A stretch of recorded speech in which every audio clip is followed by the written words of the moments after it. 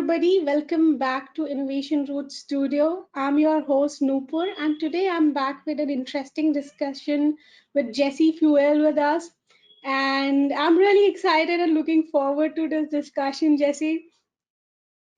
So let me briefly tell you a bit about him. He's an author, a coach, and a trainer who helps senior leaders to transform their organizations to achieve more innovation, collaboration, and business agility. Right, Jesse? Why don't you let us know a little bit more about yourself? Sure thing. Noopur, thanks so much for having me.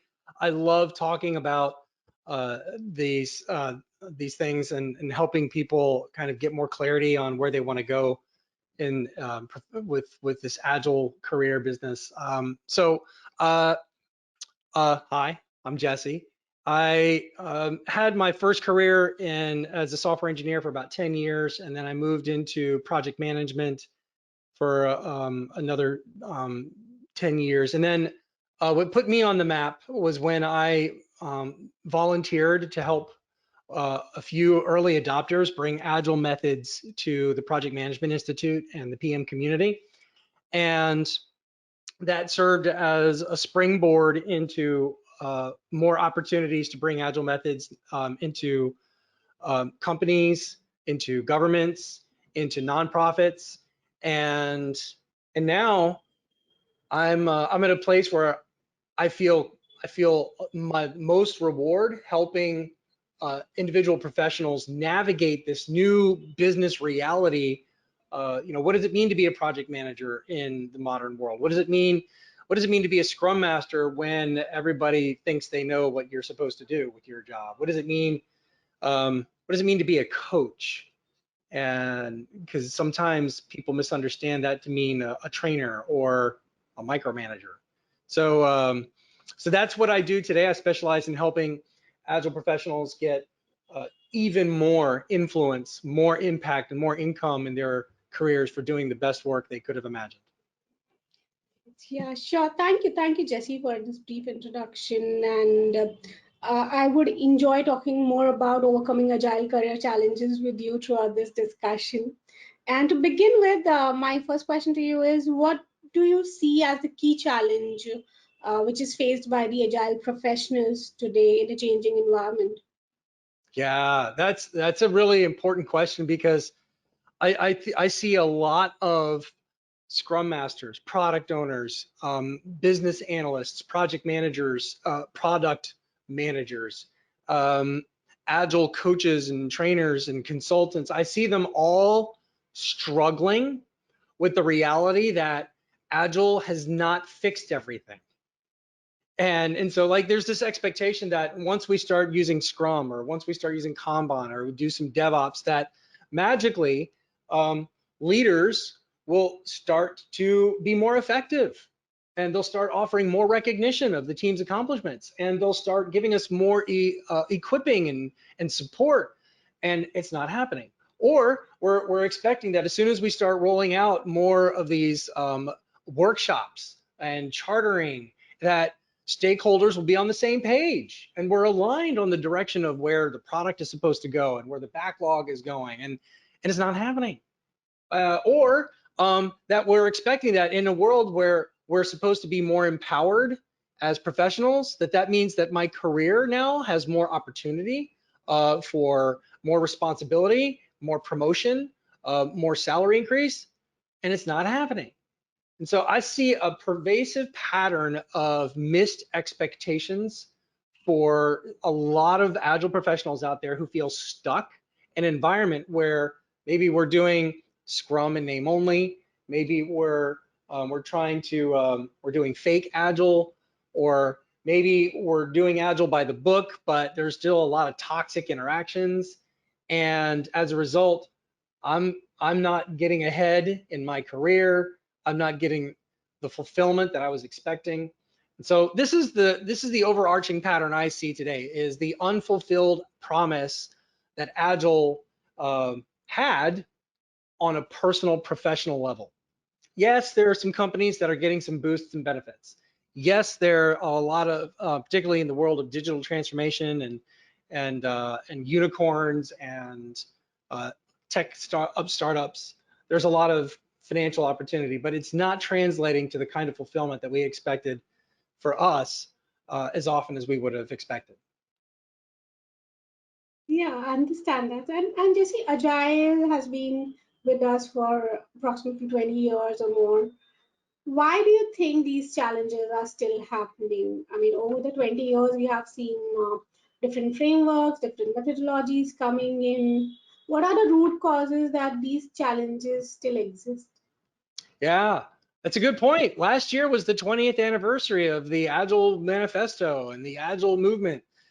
And so, and if you think about it, Scrum originated in the 90s, extreme programming in the 90s, and Lean, even in Kanban, Lean, the ancestor of the Kanban method, even before that, in the middle of the 20th century. So these things have been with us for a long time, and you would have thought that a generation later, we would have solved a lot of these problems in business with office politics, critics and haters, always second guessing what we have to offer. And I think fundamentally the root cause of all of this is that people are people. It's just people are people. And people are facing a lot of pressure. I was talking to one of my clients who said that his boss, he's a team lead, he's kind of a scrum master, and there are 3 other product owners that he supports, and they all 4 of them report up to the same boss. And he was saying that our boss is very much about Agile. He was the one that mandated we all try it out. I was brought in as a scrum master to help out, and um, yet, as much of an Agile champion as he is, he's feeling a lot of pressure to show results, and he starts doing some shady things like saying one thing privately and another thing publicly, or he starts sharing with stakeholders that we made more progress than we did because work is still hard, and it's difficult for people to make decisions under fire, under pressure. Another challenge is that everybody wants to get ahead, but they're tempted to see only limited opportunity with that one promotion to dev manager or that one promotion to QA manager. And that's the only way I'll get ahead. And so I become more tempted now to be a little bit less collaborative and to be a little bit less transparent because my frame of reference can only see that one opportunity. And it's just part of being human. And so part of the journey of an Agile professional is to walk the balance of knowing that we've got some really effective tools to help people, but we also have to understand that everybody else has a struggle too, and we have to help them along through that struggle. Yeah, I think that's a good point that we have to help each other, and that's how the growth can be attained. Jesse, moving forward with this discussion, it's been um, seen in the industry that people seek a senior title to have authority or to make an impact. So, how can we as professionals make an impact if we don't have authority or senior title? Yeah, this is a challenge I hear a lot, which is, Jesse, I don't have uh, the big title, job title. I'm not yet a manager, or I don't have this credential or this certification yet. And so that's why I need to get the certification. First, I need to get the promotion. Then I can fix things because then people will listen to me. And let me just tell you, I've been there. Um, I'll never forget. I was an individual contributor on a project team, and I said, I'm going to get my PMP. If I get my PMP, people will start to listen to me. Finally, they'll take my input and they'll start making positive change. And so I did. I studied hard, passed the exam. Nobody listened to me. And so the credibility that we seek from outside of ourselves only goes so far. And that's why it's important for us as professionals to start learning effective communication, regardless of your title, regardless of your role. We need to learn how to build a connection with our colleagues and even with our leadership. And sometimes that might change, that might require we change the way we do conversations. For example, stop explaining, start listening. If you develop a reputation as someone that actually listens, suddenly more people will come to you. And if you develop a reputation as somebody who truly understands my struggle, suddenly you have more credibility when you begin those conversations. And so I've learned that even more important than certifications and credentials and titles is your communication skills and your persuasion skills, your ability to connect with people. And that's the good news is you can learn that skill. It's not just for extroverts, and it's not just for certain personalities. It's a learned skill. Uh, so that's the first tip today. Stop explaining, start listening, and then suddenly you might find that you have a little bit more influence than just the people with the certifications. Yeah, that's a great tip. I think I'm also gonna take it forward. I'll stop explaining and start listening from now onwards. So that's gonna be my tip for the day. Moving on, Jesse, we hear often that, okay, that sounds great, but I need my job. What if taking action is too risky? And moreover, why should I be the one to act, right? Why should I take the action when the leadership is ultimately accountable for the results? Why should I bother? So that's something that we hear often. What is your point on that?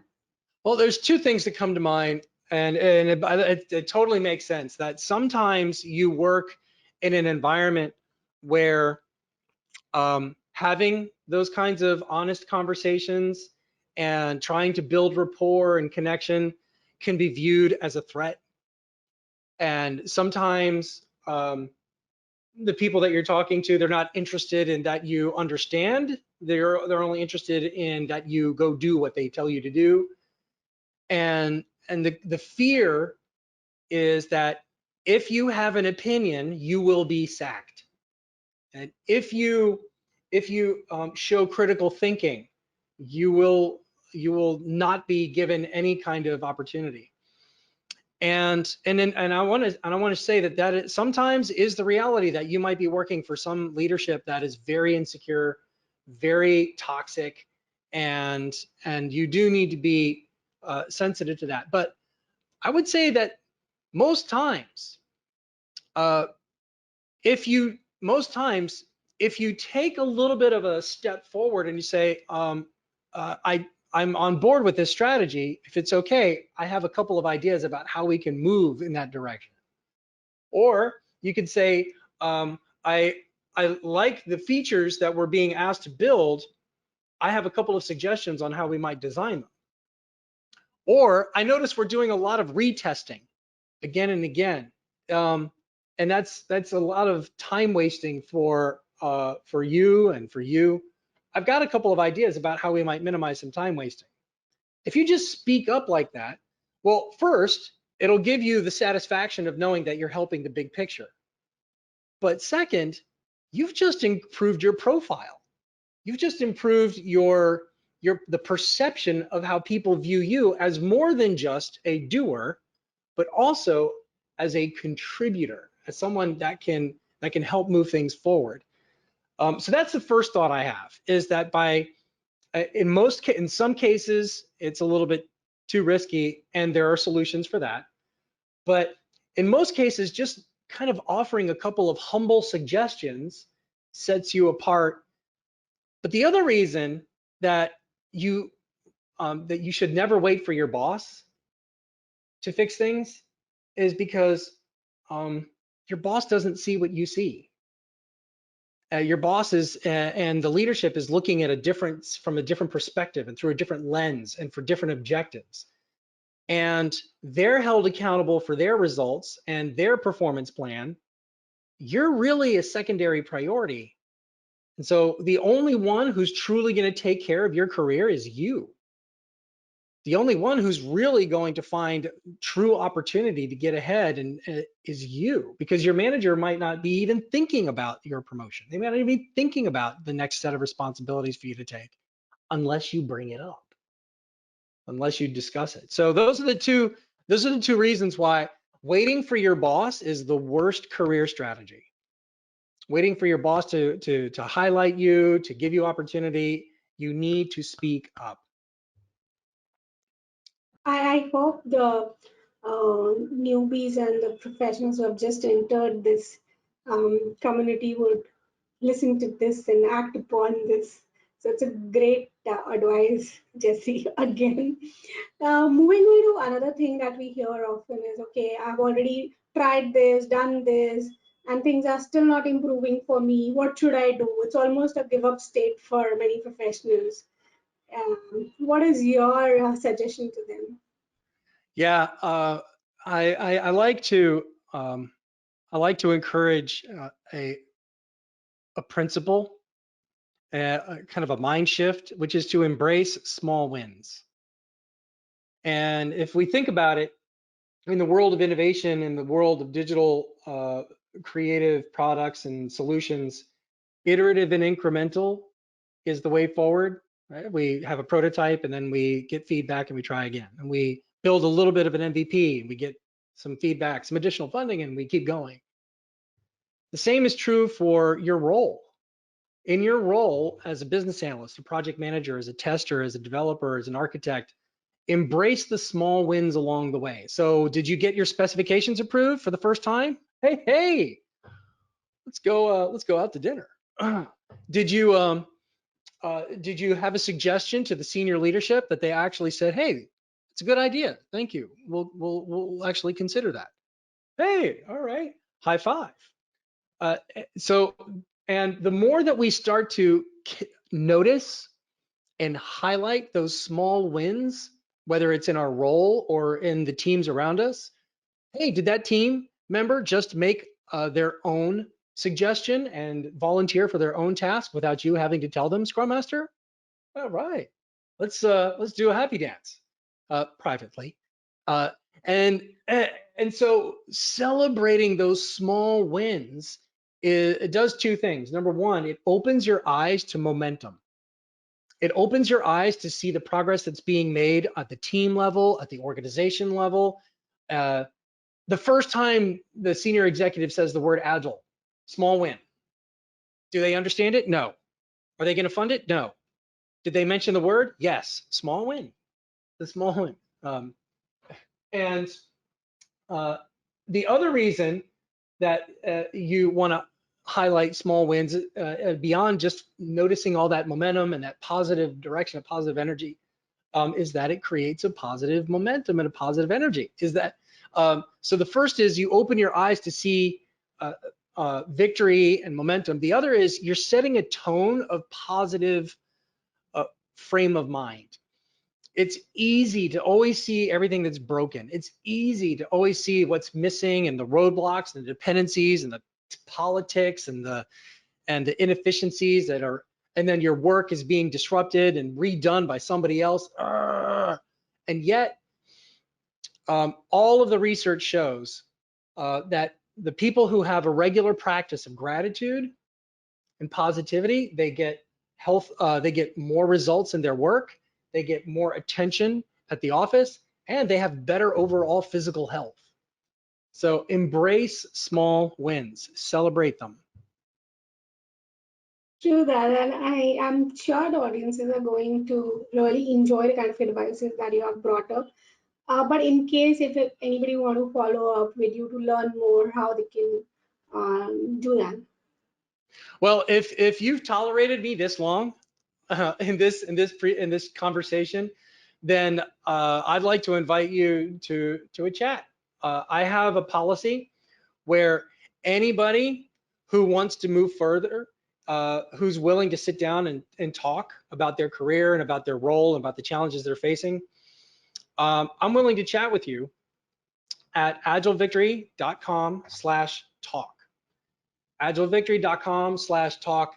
It's a complimentary career consult. It's a chance for us to connect a little bit, but it's not for everybody. There is a catch. This is only for people who've had enough experience to where they know what they're doing isn't working, and they have some insight into some tools and some techniques. It's also for people who are willing to take the action that I mentioned. Such, I'm willing to offer a very short career mentoring session for people who are interested, only if you're willing to take advantage of it. So if that sounds like you, agilevictory.com/talk, we can get on the phone together and talk a little bit about your challenge and maybe come up with kind of a personal action plan if that sounds like you.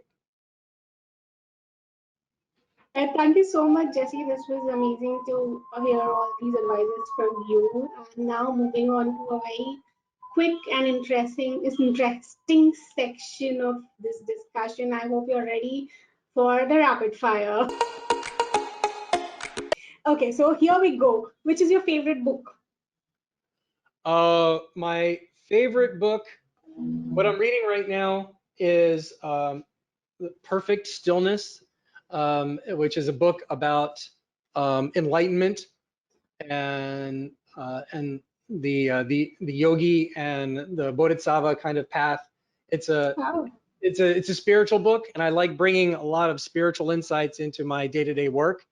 So, for example, whenever things get super frustrating and challenging, this does not matter. It does not matter. Amazing, amazing. I'm gonna go look for this book. Any favorite frameworks for Agile? And my favorite framework is build your own Agile. And so I was the chairperson of the PMI ACP certification, which was intended to educate and validate people on a broad selection of Agile techniques, such that as an Agile project manager or as an Agile team facilitator, you could design your own team framework based on popular.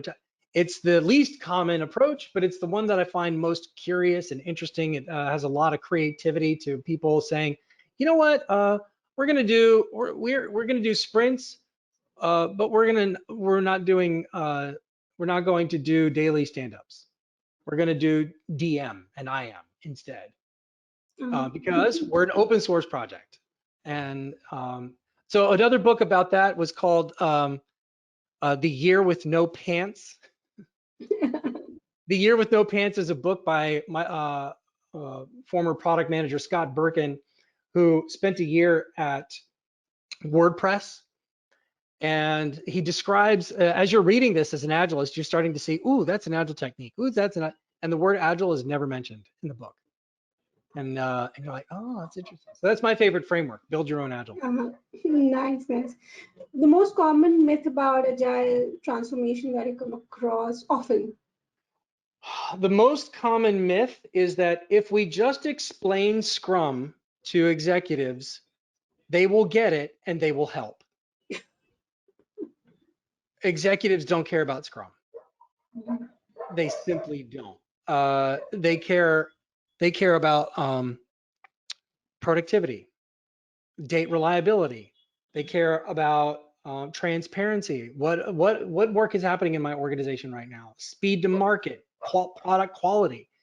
They don't care about what the teams are doing in their daily stand-ups. They don't care. And so that's why I just had this conversation in the past hour with a government Agile champion who said, I'm so frustrated that these executives are not supporting our Agile transformation. I'm sending them all to certified Scrum Master. And I said, okay, it's not going to get you very far, because it's not going to give them any information about what they as executives can do. That's the number one myth. Nice. And this is my favorite one. How do you describe yourself in 3 adjectives? 3 adjectives to describe myself: positive, energetic, and beginner. Oh, wow, that's amazing. And what future holds for Agile community according to you? 5 years down the line, maybe? Is there anything new or any innovative that you predict that would happen? Or do you think, is there Mm, anything, yeah, any interesting that you think should be happening in next 5 years? yes. What do I see coming into the future? I what I see is that it used to be in the industrial age that your skills were most important, and you would learn your skills through a mentor or a journeyman. In the industrial age, thinking steam, um, uh, electricity, those kinds of skilled labor. And then in the information age, knowledge. Knowledge became the most important thing. And so that's why you see a lot of emphasis on education and certifications. Um, what we're seeing now in the 21st century, moving forward, that skills are not enough. Knowledge is no longer interesting in the age of Google. Learning is the new killer app. Learning is the new differentiating skill. No matter how much you know, are you willing to embrace beginner mind? The beginner's mind is the mindset that will help you acquire the new skills that are suddenly hot and interesting. It will help you acquire familiarization with new industries that are suddenly hot. Uh, so what I see happening right now and into the future is that your knowledge is not interesting and no longer differentiating or competitive. It's your ability to acquire new skills and new knowledge. So that's what I see happening in the future.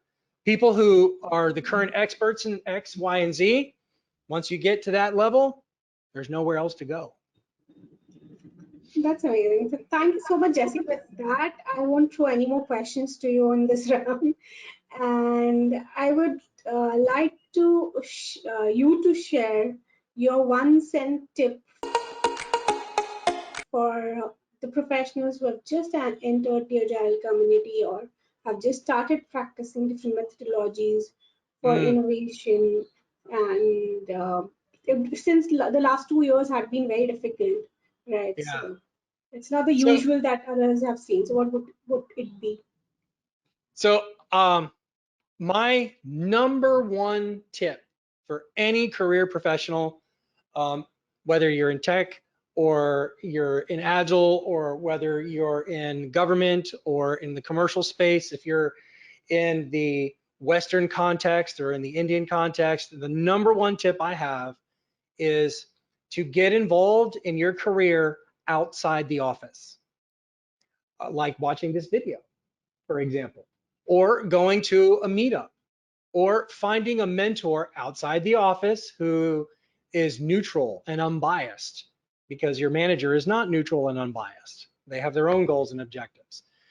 Get involved in your career, get help, find a mentor outside of the office that can give you new ideas and expose you to new options and areas. Um, and if you're interested, agilevictory.com/talk is a way for you to take immediate advantage of that tip.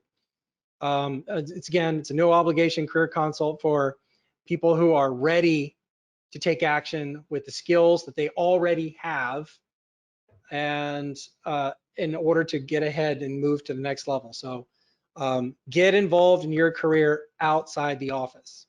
That's been my key to success.